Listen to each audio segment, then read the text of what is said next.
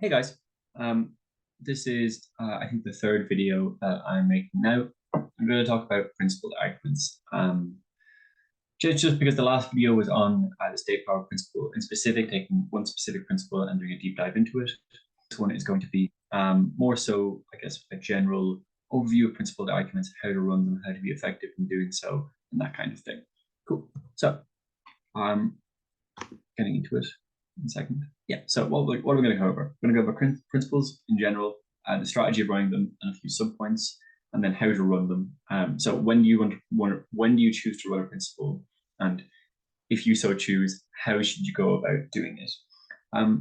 One thing I'm not going to cover here, because I think I'll just make a different video on it at some point, because it is not necessarily overlapping with this, is how to respond to principles, how to rebut them when they're in rounds, or how to weigh against them.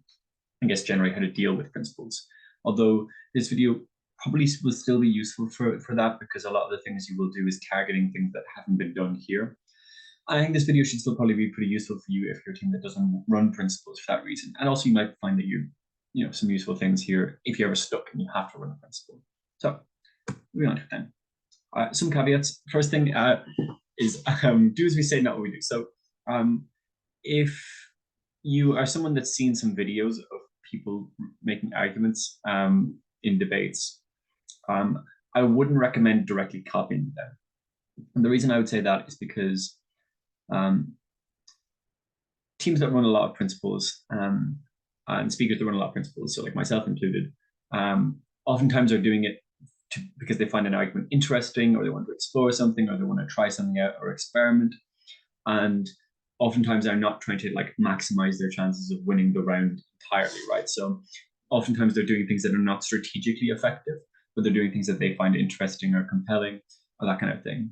And also, I think principles, far more than any other kind of argument, are oftentimes things where what appears to be working is not necessarily what's actually working. So a lot of rounds, a team that like runs a really big principle is actually maybe winning the round because of the like random 2 minutes of framing that they did at the start, or the like couple of pieces of practical material they did in rebuttal, and the judge actually didn't really buy the principle. But you have no way to know that unless you've seen the OA or you've talked to people in the round. So I would say better to not copy people. Obviously, you can take inspiration in different bits and pieces and different tools and techniques that people use, but oftentimes it's just not an effective strategy to just adopt what other people are doing with regards to principles, especially because that really limits your ability to kind of innovate and try something new and kind of become better and do something that you can do that other teams can't. Second thing, we're not going to cover very much like moral philosophy in this section, so I'm not going to talk too much about like specific principles and how to run them, or like giving a worksheet on like these different kinds of principles, or like an introduction to deontology or whatever. Mostly it's just going to be about principles as they exist in debates.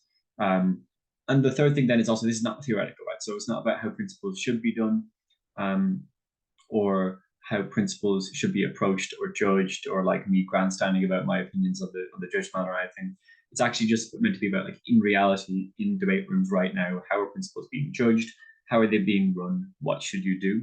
Because the aim of it is to be something that's like a pragmatic session for people, right? So if you're like someone who's like prepping for Euros right now, for example, that this might be stuff that you can slot into your stuff and not have to fundamentally change how BP debating is judged in order to make it be effective.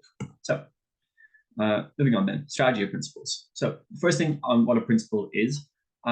So a couple of things on this. So firstly, one of the key problems with running a principle is that there's very little of understanding of what a principle is. So in theory, most people would say it's like non-consequentialist analysis, right? So stuff that's not about necessarily what happens.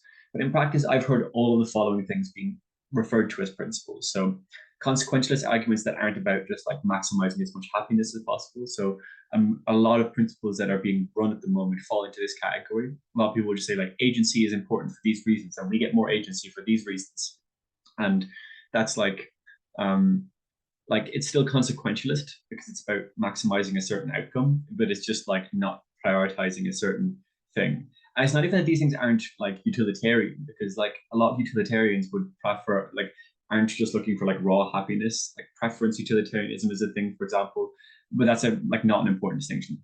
Secondly, if you run raw utilitarianism like as a principle, like even saying as a principle, if you spend 5 minutes justifying utilitarianism, people will understand that to be a principle. Thirdly, unusual cases. So, for example, if you're in like hermeneutical injustice or something based off some like random bit of like feminist theory or queer theory that you read in a book once, like people will call that a principle, even though it's not a principle at all. Well, rather, it is not what people would generally call a principle. And fourthly, the regular things you hear are called principles. So there's like regular non-consequentialist arguments, things about rights and obligations, virtues and vices, reparations, privacy, all those kinds of things. You're not going to be able to change whether your panel thinks that your argument is a principle, really. I mean, I suppose it could make specific note, like, look, panel, we're not running a principle, but generally speaking, you're not going to be able to do that. So what ties these things together?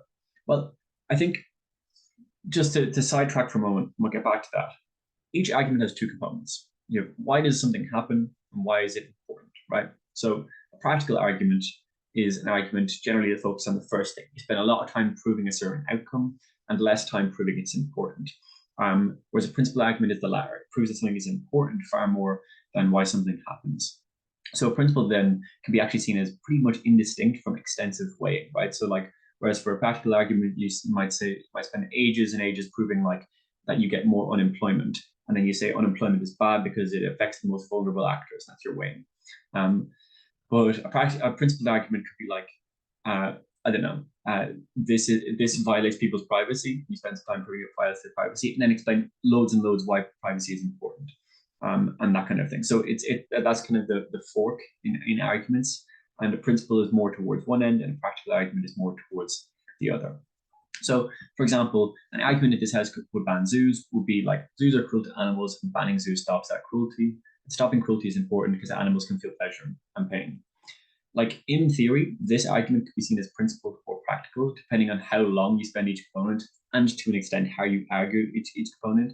Because if you spend like loads of time proving the different ways in which zoos are cruel to animals and are bad to animals, and then loads why banning zoos puts an end to that cruelty rather than anything else, and then like 1 minute on why animals can feel pleasure and pain, then that's practical, right? But if you spend like 2 seconds proving zoos are cruel to animals by saying they lock them in cages, and then loads of time on the right to freedom of animals, then that's a principle, right? This isn't true in all instances. I mean, if you spend very little time proving something that's obviously non-utilitarian, people will still consider it to be a principle if unproven. So if you just like say, and also there's this principle, then people will think it's a principle.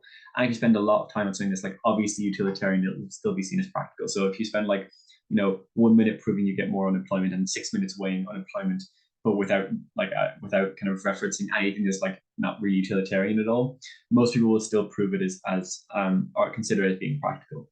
But that's not really that important because the strategic trade-off is the same either way, right? So the strategic trade-off you're making is, do I want to spend more time proving a particular outcome, or do I want to spend more time proving that outcome is a particularly important outcome? And no matter what way you put in, like no matter what manner of proof you put into either of those sections, that's the trade-off that you're making in these debates. So that's I guess the kind of primer, and this, all the stuff that I've talked so far isn't actually too important. But the most important thing is that you understand that a principle is, generally speaking, putting far more focus on a certain outcome, the importance of a certain outcome, than it is proving that outcome is secured by your side of the debate.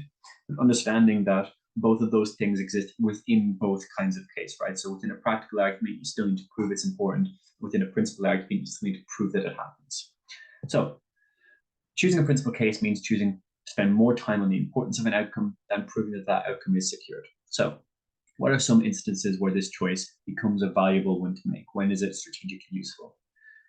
Well, the downside of a principle is that you're spending a lot of time proving something that's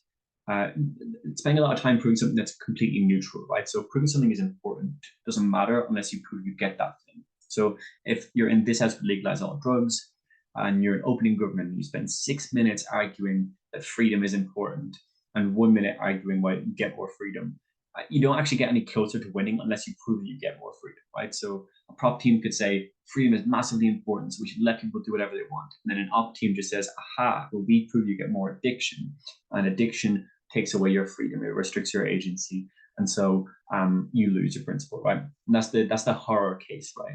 Is that you spend loads and loads of time proving a particular importance of an outcome, in this instance, getting more freedom, and a team, quote unquote, co-opts that outcome by a different means in their case, right? So that's the downside, the risk that you're running when you're running a principle, is that you're spending a lot of time proving something that's not necessarily getting you closer to winning the debate that you're in. Alternatively, running a practical argument is not generally neutral, because even without explicit weighing of a practical argument, you'll be credited for the intuitive benefits of that argument.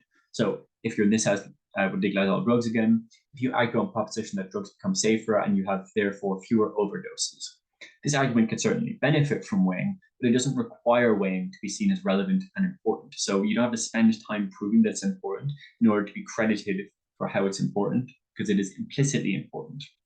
Also, that weighing can be done very quickly and without very much thought, because it's something that most teams will agree is a good and important thing. So it's intuitive and agreeable, so it's actually not very difficult. So, which is to say that a practical argument is able to get a little bit of both worlds without having to do that, or without having to do, both things. You don't have to do a lot of the important stuff in order to be credited for the important stuff. So that's the strategic risk and the strategic downside of running a principle.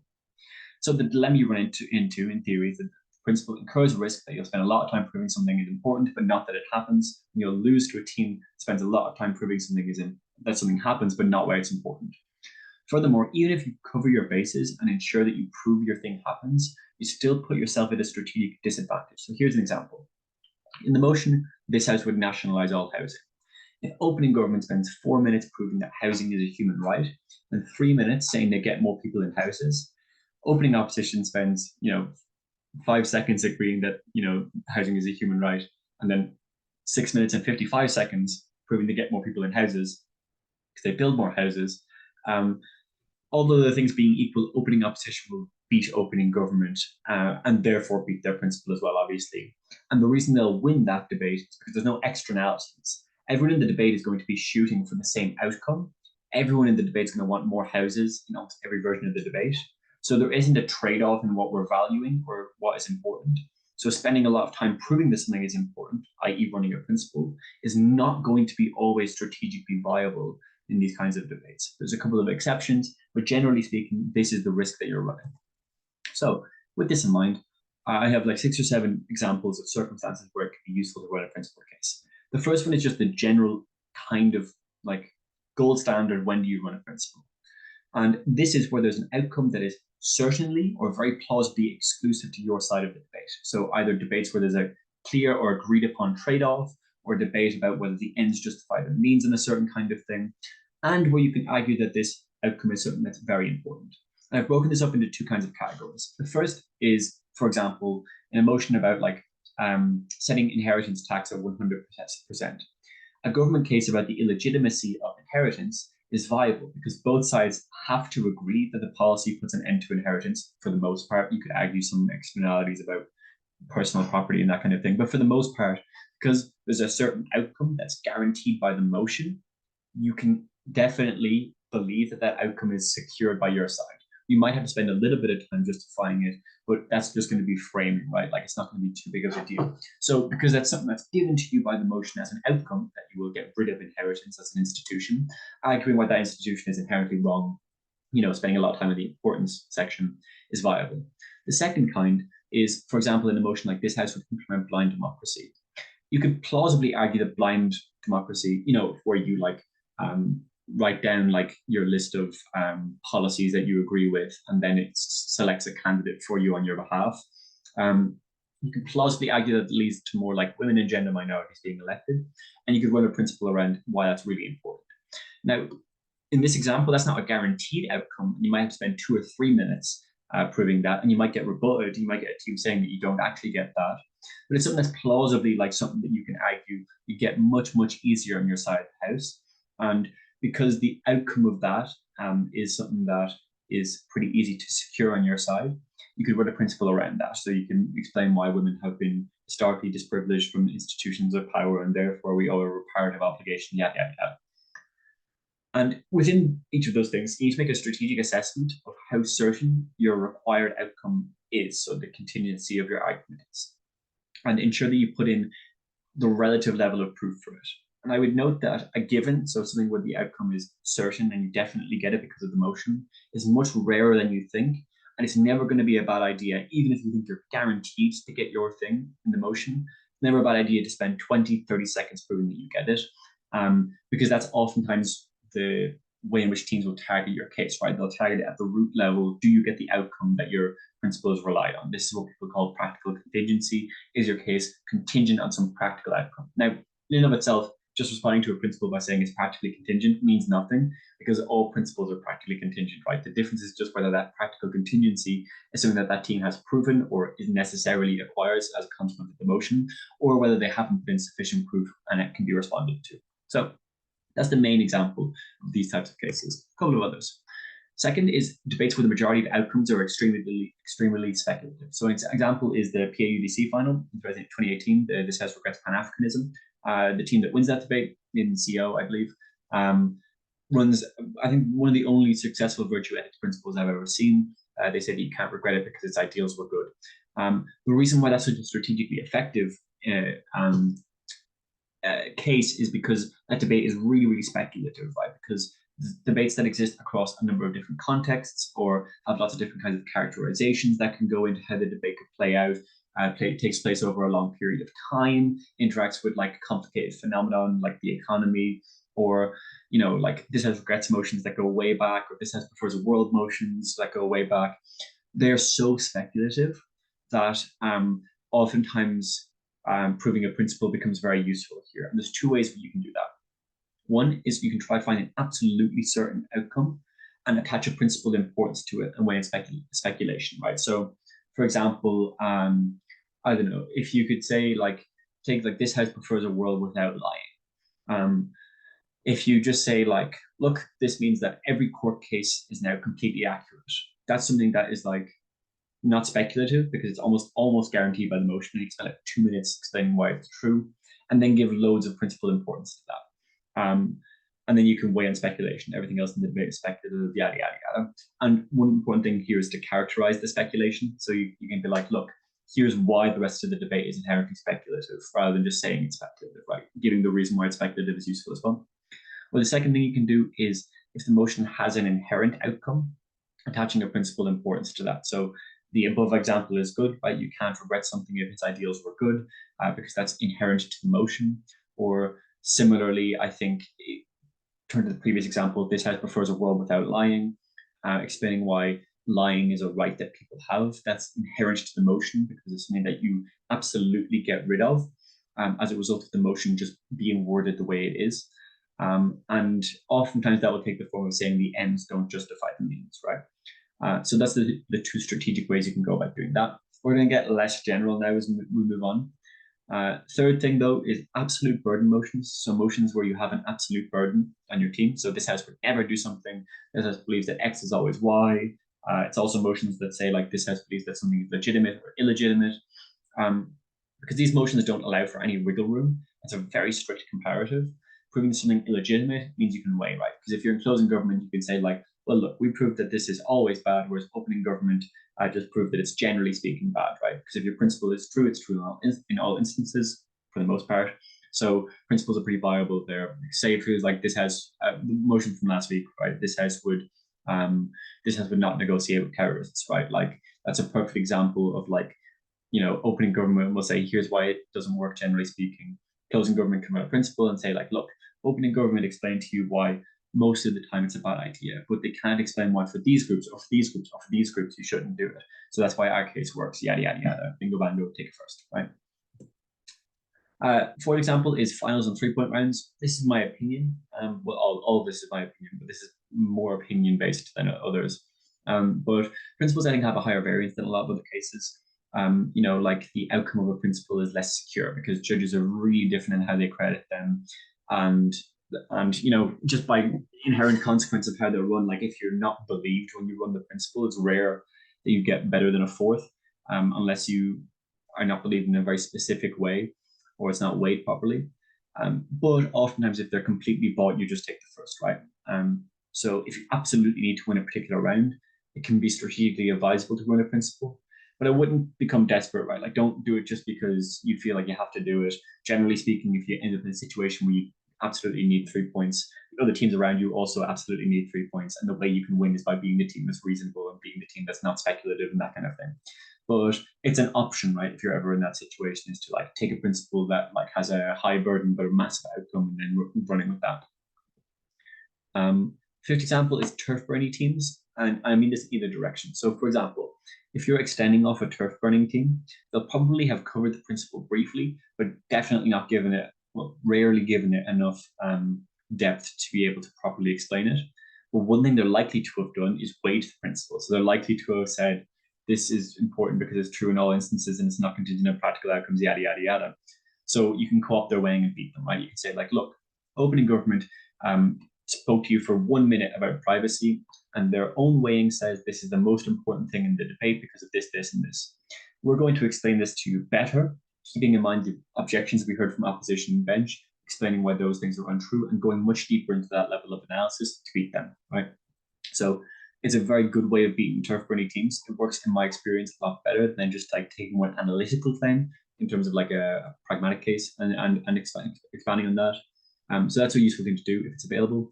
Similarly, I think if you're a team that struggles with being extended on, if you're a team that doesn't, machine gun analysis and teams will fill in analytical gaps for you, principle can be useful because they're very easy to weigh as being really certain. So, if you spend 6 minutes proving your principle and give it so much depth, and only run the principle and weigh the principle properly, a team that is a turf burning team can run a lot of analysis in closing government. If you're in open government, if they're in closing government, might find it tough to extend on you because the weighing can be quite difficult against these kinds of cases. So that's an option, or at least it's a strategic arrow in your quiver, so to speak. It's something you have the option to do. Sixth is when you're facing strong rebuttal. I'm going to be specific about this though. There's two different kinds of strong rebutters, or two different kinds of strong refutation. Some teams and some speakers are very good at what I call swatting the flies. So just like rapidly running through a number of different claims and knocking them out of the debate one by one. So their cracking is very good, and they're very quick at thinking of the intuitive first level response and giving that. Other teams are good at refuting things by going in depth and being specific, being measured and nuanced. Generally speaking, if you're against a team in the former category, a principle can be very useful because those teams can oftentimes struggle with arguments that have a lot of vertical depth, so arguments that are explained in a lot of detail, which principle tends to be, or has to be, because they oftentimes will require that level of detail. Whereas they'll be much better responding to like a practical argument that has a bunch of different premises. They'll just run through all those premises and beat them. On the other hand, a team that's like more measured and slow in their rebuttal, but very thoughtful and clever, oftentimes will be better at responding to principles than rapidly made practical arguments. So the mileage may vary on this, but it's worth considering what kind of rebuttal you're expecting to be facing when you're choosing to run a principle, because it can inform both how you run the principle and whether you should run the principle. Seventhly, obviously principle rounds. Some debates are kind of centered around an obvious principle. Does this end justify the means? Is this thing legitimate? A lot of motions will intuitively have a level of moral disgust attached to them that they're asking you to deal with. And in these instances, oftentimes it's just useful to take the obvious thing that's given to you. It's obvious for a reason, it's strong for a reason, and it's worth doing it. And at the very least, if you don't, you need to be able to preemptively weigh against it. So thinking of how you deal with the principle in that round is going to be really important. And as the last one is if you need good speaks. In my experience, I've gotten high variance here, right? Like I've gotten like most of my 86s, but also most of my like 74s and 73s or whatever have all come from running principles, right? So or what people would consider principles. So again, your mileage may vary here, but if you're on like -1 going into round 9 of Euros, for example, because you won't know what you're on, don't back up.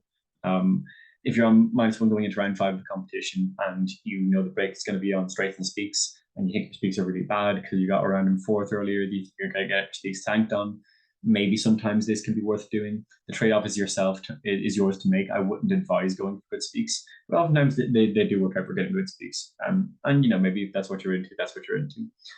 I'm going to talk a lot later about rhetoric for principles, but I would note that in my opinion, I think being grave and serious tends to work a little bit better at the moment than being really like showman-y. But we'll get back to that later. So one last thing I want to talk about, which is kind of a different kind of principle, is I think what I would call an addendum principle or a weighing principle. So thus far we've discussed principle cases, so full cases, but principles can be used a different way. So when we said earlier the principles are just the same thing as extensive weighing, that goes both ways. So a principle can be used as weighing in the same way that weighing is a principle. Often the way to do this is to leave it to the deputy. So for example, if you're in a motion where you have a principle available to you, but it's not necessarily around winning in and of itself, or it's maybe slightly practically contingent, but maybe asymmetrically practically contingent, like it's practically a contingent, but it does work better for your side than the other side. One way to do this is leave it to the deputy, right? So give the PM speech 7 minutes of pragmatic analysis, see how the leader of opposition is.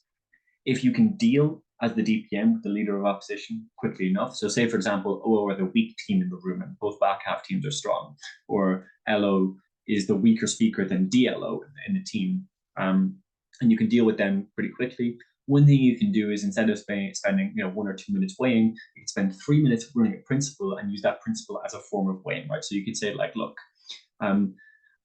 we've proven that this is illegitimate, and unless they can prove that they with certainty get the outcome that they're looking for, you can't defer to their argument. You must defer to this principle, right? So that's a way of kind of settling debates, and it tends to be, in my experience, pretty effective. So if your principle is something that's maybe not certain, it's a little bit speculative, but it works well with your case, it synergizes well with your arguments, it can be useful to use it as an addendum, spending less time on it, cutting out different maybe pieces that we'll talk about later, but using it as a way of weighing. That's something that you can do, and it tends to be reasonably effective. Okay, key takeaways then. So principles is focusing more on importance than proof of outcome. They're best advised in scenarios where there's a clear trade-off in the debate, and they can be used as a form of weighing. Ooh, sorry, I need to resume my screen share.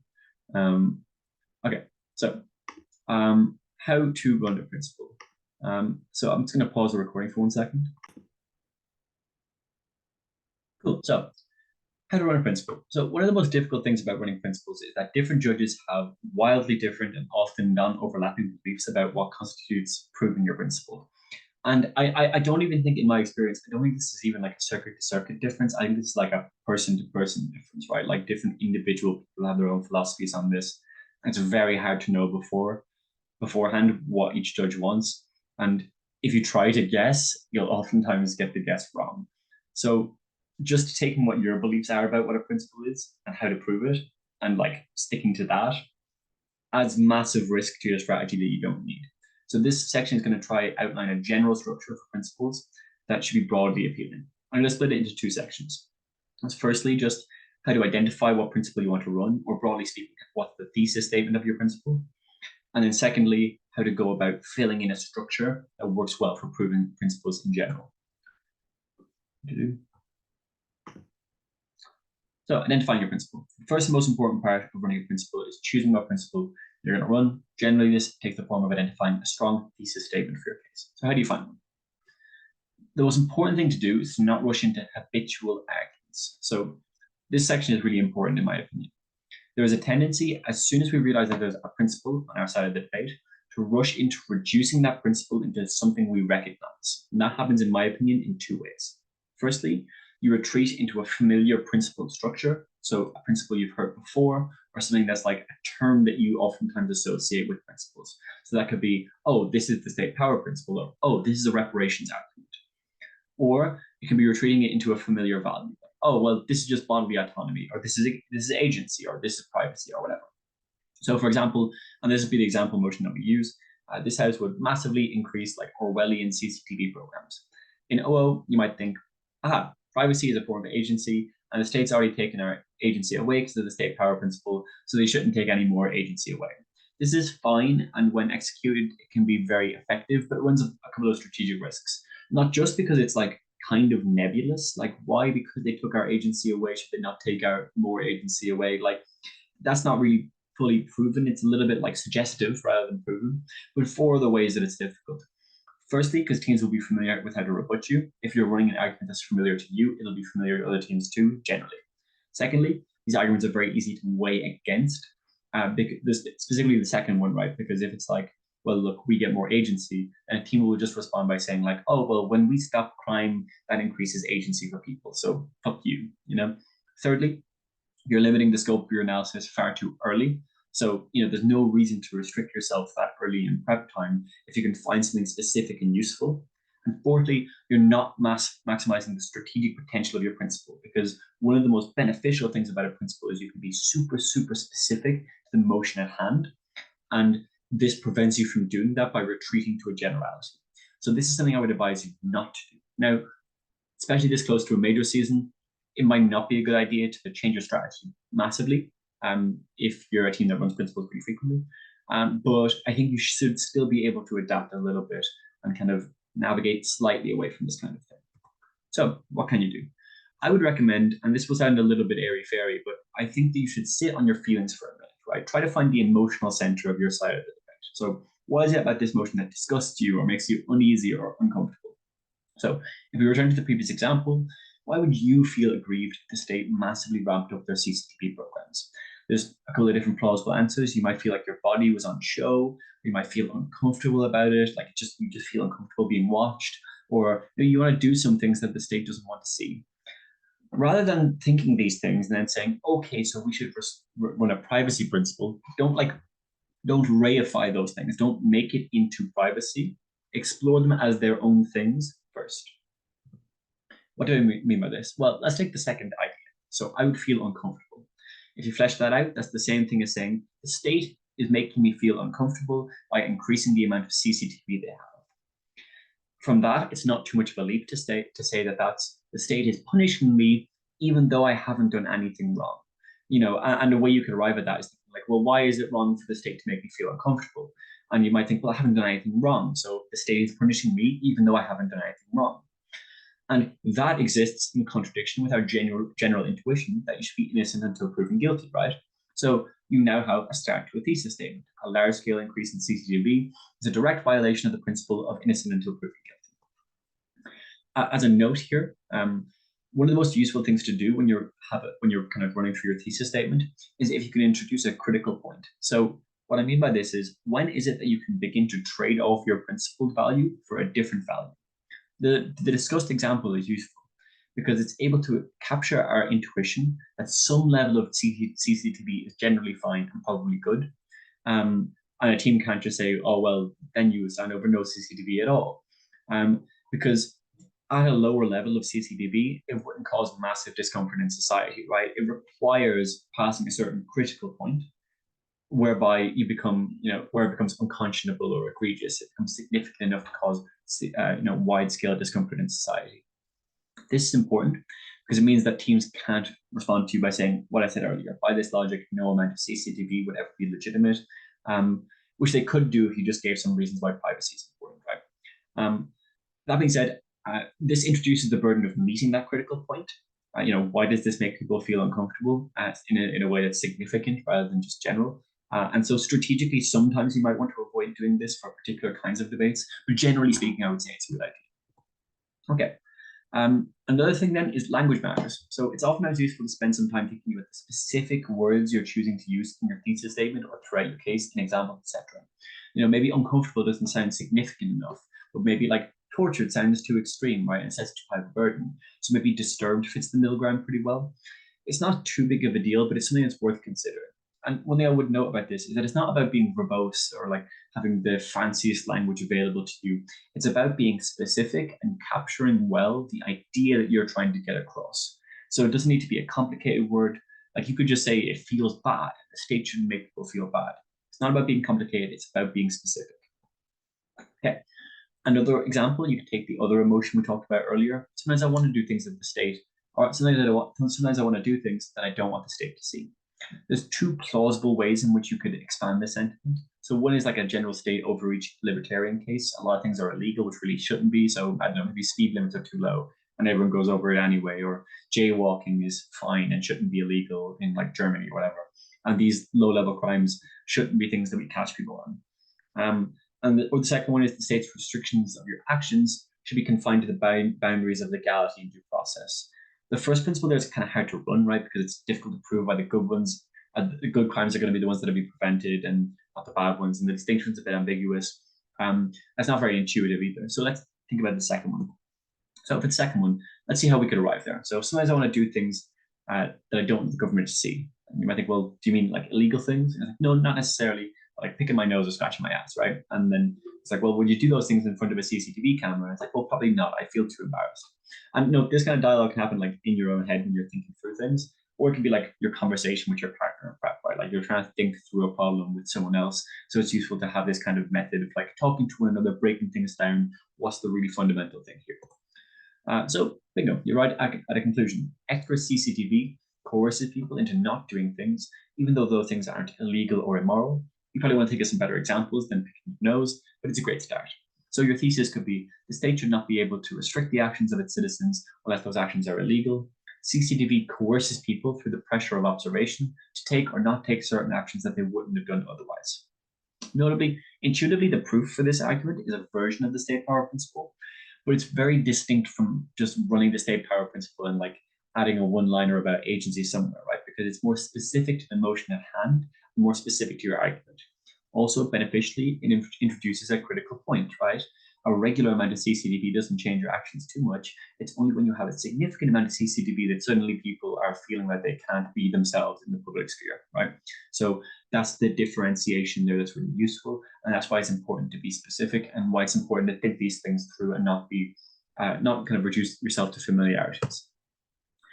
Note, none of these processes that we talked about require like specific knowledge of like, moral philosophy or any of the sub-branches of moral philosophy. The same as any other argument in a debate that you would find through thinking about them. And here's how I think of it. So like, if you realize there was an economics argument on your side of the debate, the same way you might realize there's a principle, you wouldn't just prove economics in OG and then weigh economics. You would parse out nuances and specifics related to emotion and work it into a case itself. So like this would cause inflation or this would cause unemployment. Similarly for principles, it's not just like this violates privacy and privacy is important, but something more nuanced and specific in the same way you would do it for any other kind of argument. So key takeaways. Don't rush into like familiar lines where you restrict yourself. Try and find emotional truths that can be extrapolated into logical arguments. Be as specific as possible in your language and try to weaponize the connotation of that language. Introduce a critical point if you can, knowing the exception we mentioned earlier, and then combine all of this into a clear thesis statement. And a thesis statement is crucial because it allows an easy way for judges to understand and credit your case, right? So like because what you need to be able to do is like have the wing be able to be confident putting you in first, so that when the chair asks them why is OO in first, they can say, oh, well, this is a violation of innocent until proven guilty. Like that kind of extremely specific language is useful because that's the language that the judges will use in their deliberation to talk about your team. So rather than just saying like privacy is important, having that more specific thing can be really useful. It's also why it's oftentimes useful to not call your principal a principal. Leave it to the judges to deal with that. You're just making an argument about rights or obligations, that kind of thing. Anyways, structure of principle. So this is how we're going to get onto like the full proving of our principle. This is, in my opinion, a very reasonable and useful way of approaching principles. And we're going to go through all of it in detail, but it's modular as well, right? So some of these things you can take in and take out, but it has a general form of approaching a principle. It's a useful way to go about doing things. So we're going to walk through the stuff we just have here, these 6 steps with sub-steps, through the example of the previous example we gave. This house would introduce an Orwellian CCTV program or whatever the example was earlier. Presuming you're in OO and you want to make the argument about innocent until proven guilty, right? So start with a thesis statement. You want to be concise, understandable, pretty intuitive, and memorable. Obviously, some principles aren't going to be intuitive, and that's just a given, but you want to try and make it as intuitive as possible still. So it might be massively increased CCTV will make people uncomfortable to such a significant degree that it constitutes state punishment. Because we believe that people should be treated as innocent until proven guilty, the state does not have a right to punish the population in this way. It's a little bit long. Ideally, it should be a little bit more concise than this, but it's always better to add that little bit of extra detail if it's necessary to explain the point you're making, especially if your point is a little bit convoluted or complex, rather than just saying like, we think that people should be innocent until proven guilty, right? Like, because that doesn't really capture the case as well, right? You want it to be like a sentence or a couple of sentences that, if you look at them, are what your whole case is referencing later, right? Nothing in your case should be unrelated or not captured within the thesis statement. So watching or framing if necessary. So depending on your strategy, you might want to watch the practical debate, which is to say, explain why not very much else changes in the debate. So you could say CCTV is broadly ineffective for a couple of reasons. And if you actually do this, I would recommend what I call a soft wash or a rinse, which is to say, try not to capture too much here. Don't say CCTV, don't say the amount of crime doesn't change on either side of the house for these three reasons, but be reasonable about it, right? Because you want to be like, look, it's not going to change a huge amount. It might shift a little bit, who knows? The reason you want to do that is because a judge is more likely to just strike you off for being unreasonable if you do the former. It's not necessary for the strategy you're pursuing anyway. So it's worth being reasonable. And it also introduces the judges to the idea that the rest of the things you're going to say are reasonable too, which you might need if your principle is unintuitive. You also might need some framing depending on the debate. In this debate, it could be like what CCTV or what significant increase in CCTV looks like, or what CCTV is. Depends on what case you're running, depends on the round, depends on other teams. I'm not going to get too much into framing, right? It's pretty much the same as it would be for any other speech. So first step is thesis statement. Second is proof of outcome. So a lot of principles fail at this step because your principle will always require on a particular state of the world. And it's not always the case that that state of the world is proven to you or given to you by the motion. So in this example, the outcome that we're attaching value to is a lot of people become disturbed or uncomfortable because of this policy. And you need to prove that in order for your principle layer to land, because that's the outcome that you're attaching value to. So you might say, for example, we believe that this policy will significantly disturb a significant amount of the population for three reasons. Firstly, there's a significant distrust of government as overreach, yada, yada, yada. Secondly, we're biologically predisposed to be afraid of being watched. And thirdly, people tend to feel like they have something people tend to feel like they're doing something wrong if they're being watched, right? Or expand those a little bit if you want. And therefore, because we've shown that this significantly discomforts a significant amount of people, I said the word significantly 4 times in that, we believe this constitutes state punishment, right? And you need to make sure that your conclusion within your proof of outcome is the phrasing that you have in your principle, right? If you're talking about state punishment and innocent until proven guilty, prove that it is state punishment. This was where framing might be useful, might be necessary earlier, because well, what does this policy look like? Is it lots of cameras everywhere, or is it something else? Is this policy widely known? Because that framing of what this policy looks like affects the degree or way in which people are made uncomfortable by it, right? So next up is your proof of the principle. So we've proven that the outcome is it happens, that people are made uncomfortable. And I need to prove the principle that people are innocent until proven guilty. And as I mentioned earlier, different judges expect different things here, and it's best to cover all your bases. So I recommend 3 different things. Firstly, what I would call syllogism. So a logical explanation of your argument with premises and conclusions. Premise 1, premise 2, conclusion.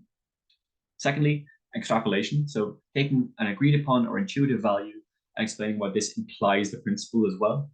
And thirdly, intuition. So giving an example or an intuition pump of where we would make this trade-off versus utilitarianism generally, and we would generally agree on it being the right thing to do. I'll give more detail on them as we go through them. But what's important to note is it's not actually always useful to break these up into points, because they might seem weaker than the sum of their parts because they work together in tandem. So it's oftentimes useful to segment it by tone instead. So when you finish your syllogism, right, the conclusion of this argument is that we should not do this.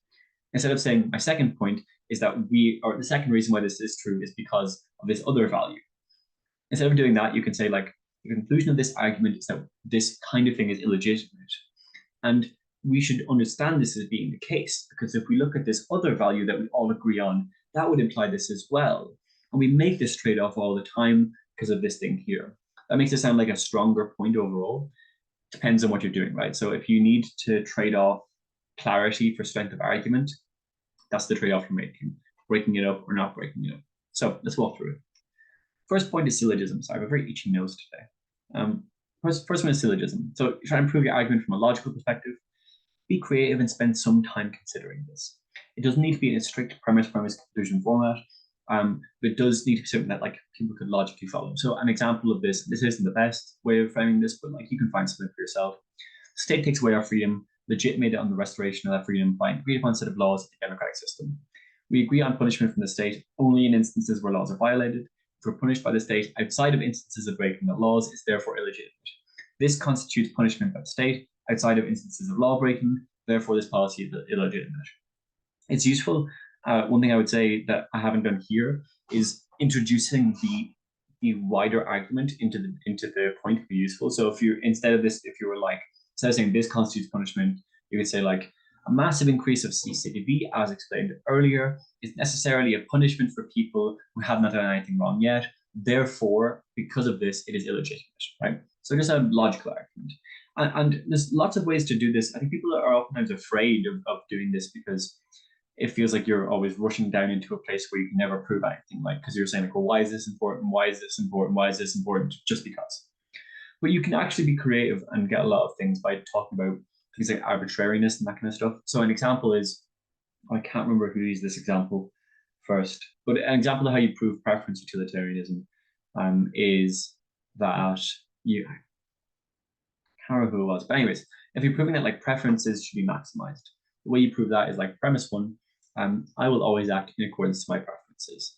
Premise two, it's morally arbitrary that my preferences reside in me and someone else's preferences reside in them. Thirdly, we should not make decisions based off of things that are morally arbitrary.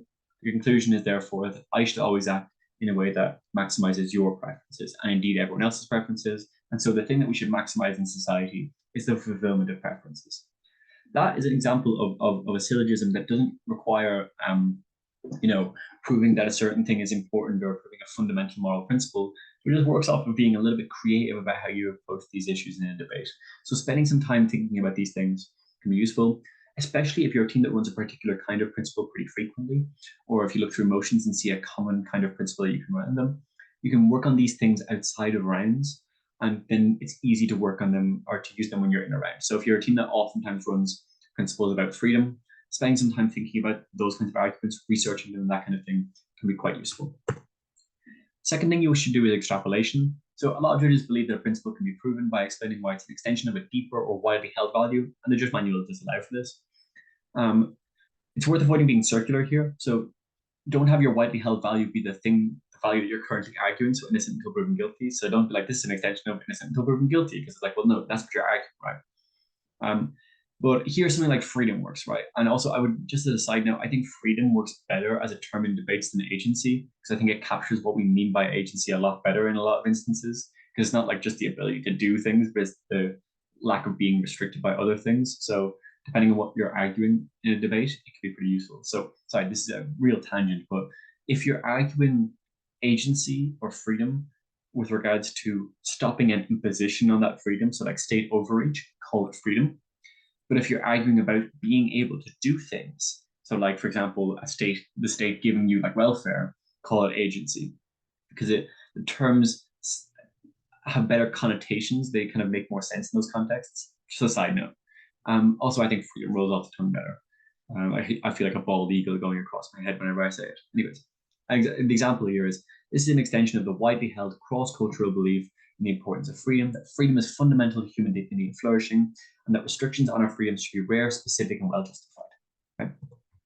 Final thing, the alternative here is, I'm calling it interpolation, because in my head, the opposite of extrapolation should be interpolation. This is not what interpolation means. I'm just giving it a name to give it a name. Anyways, I think an alternative to extrapolation is this. Instead of saying this is an extension of X, say this is why we believe X. So for example, in this debate, you could say, this is why there is a widely held cross-cultural belief in the importance of privacy in some form, because we believe that people should have a right to their own behavior outside of observation or scrutiny, except in limited specific circumstances, right? So instead of saying like, our claim is true because of this other claim, you could say, and obviously our claim is true because look at this other claim that it necessarily implies, right? It's working in the opposite direction. The way you could do this is, the instance where you would do this is where you can't think of anything good to extrapolate from, or if you've got time to add some extra depth into your case, right? Last one is intuition. And also, by the way, I would recommend doing it in this order. There's maybe some instances where you might need to flip them, but in my head, this is the order that makes the most amount of sense. Generally, you'll hear people referring to this as an intuition pump or a thought experiment. It's just an instance where you routinely make this trade-off all the time, and everyone would obviously agree on it. In particular, you want to trade this thing off against utilitarianism if you can, unless the other side of the debate is also running a principle. So, for example, in this debate is like, look, if we were to identify that a particular neighborhood of Dublin was far more likely to commit crimes than anyone else, we wouldn't send in the police and round up people on the streets and arrest them, even though it could plausibly lead to a decrease in crime in the city, right? You're taking the trade-off of the debate, decreasing crime versus disturbance of the people, and explaining why, like, look, obviously you wouldn't make this trade-off. If you can, try and ensure that the trade-off you're highlighting in your intuition pump is in fact the trade-off in the debate. And two other further things I'd actually just note on them. Firstly, don't go too extreme, because you don't want to be seen as unreasonable. Even this example here is probably a little bit too extreme for a lot of different debates.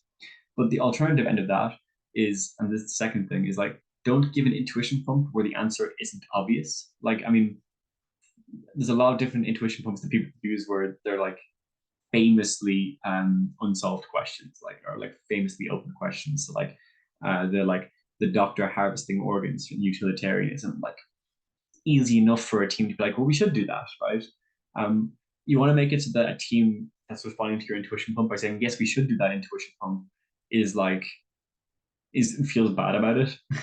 And the judge is like, come on. But at the same time, you want to like have like short, like you don't want to be like an equity violation, right? So if you get what I mean, it's like finding that sweet spot for an intuition pump is something that's worth spending a little bit of time and prep on. And if you're a team that runs a particular kind of principle pretty frequently, coming up with a couple of different intuition pumps can be pretty useful for that kind of thing.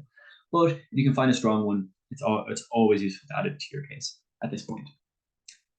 Last thing to do in your improving your principle here is, actually it's not the last thing, is preempting responses. So this can generally be done within the proof of each argument, but you need to ensure you're protected against the central bank's response, right? And anyone that runs principles pretty frequently knows what I'm talking about here. It's heard it a thousand times, which is to say, oh, we do this thing all the time in this context, so it must be fine here. Because always, whenever someone makes an argument about democracy, team responds to it by saying, well, central banks are run by technocrats, and their decision making isn't democratic, and so it's fine. We make this trade off all the time.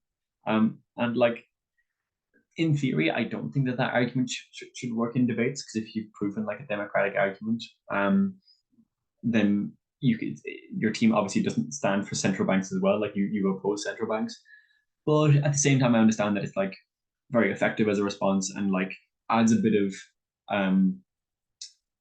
unintuitiveness to the argument from the other team.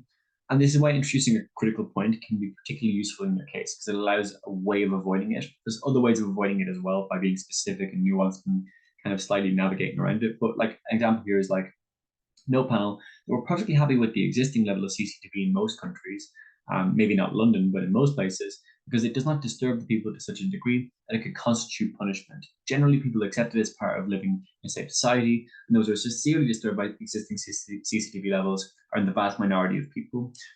But a rapid increase in this kind of thing, for the reasons we've outlined, is likely to massively disturb the general populace, right? So that preempts against it, so that you can't, so that if someone responded with the central bank's response, quote unquote, it would just sound really silly, right? Okay. Last thing then is weighing. Generally, your principle weighs itself, almost definitionally, but you might need to clear up some implications or add some specificity. You can also do specific weighing as well. Oftentimes, this will take the form of outlining a burden for the other side. So this is something that Finelli used to do all the time. Like, what opening opposition need to prove is this thing.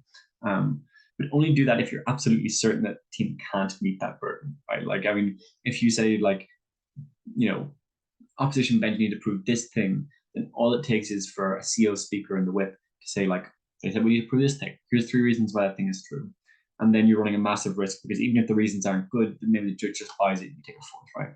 So only do that if you're really, really certain that you're outlining a thing that they cannot prove. An alternative could be something like, what this means for the debate is that whereas speculatively proposition might be able to prove to you they prevent more crimes from happening, but we have shown to you that this is not a legitimate tool for crime reduction on account of how it punishes innocent people in order to achieve its goals. Makes it really clear what you're saying. And this is a really important part of running principles, which is that you're trying to explain your argument to the judges and you're trying to convince them it's true. This might sound strange as a thing to say, but what I mean is this is different from like writing an essay. You're not trying to abstractly add enough information into your case to mean that it is analytically true. Well, you're trying to do that a little bit. But what you're mostly trying to do is convince the 3, 5, 7, 9 people judging you that your argument is a true argument and that they actually believe it and that they're going to credit it. What that means is spending a lot of time explaining implications of things which are implicitly already in the material is oftentimes extremely beneficial for your side. And it should be something you try to include in your case. It can oftentimes be useful as something to do in deputy, for example, rather than like at the expense of responding to other teams if you need to, because it's really crucial for particularly principled arguments. Okay, now I'm going to talk a little bit about the rhetoric of principles, so like what tone to approach. And rhetorically, there's a lot of different ways to approach this, right? And it'll often depend on what principle you're running and what works best for you as a speaker, right? Like how different speakers will find different styles work a lot better for them. But I have a couple of different thoughts. First is one useful thing you can do is diverge from the tone of the room. So if everyone else in the debate has been really loud and kind of really impassioned, if you can be kind of more calm and professorial, that can be really useful. Vice versa is true as well. If everyone in the debate has been slowly reading their notes off their sheets like this, and if you can be a little bit more expressive and that kind of thing, it'll tend to work. Secondly, I actually find that theatrical principles don't work very well. Like if you're like really getting into it in this kind of like I guess, yeah, theatrical way. I think grave and serious can work a little bit better, or like reasonable, sounding like measured, often works pretty well. But I would say if you're going to be passionate, ensure the passion is genuine.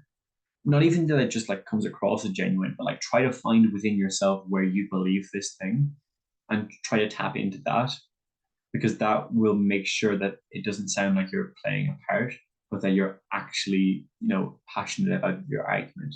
Because I think fake passion can oftentimes play quite poorly, and it makes it easier to give you a lower result.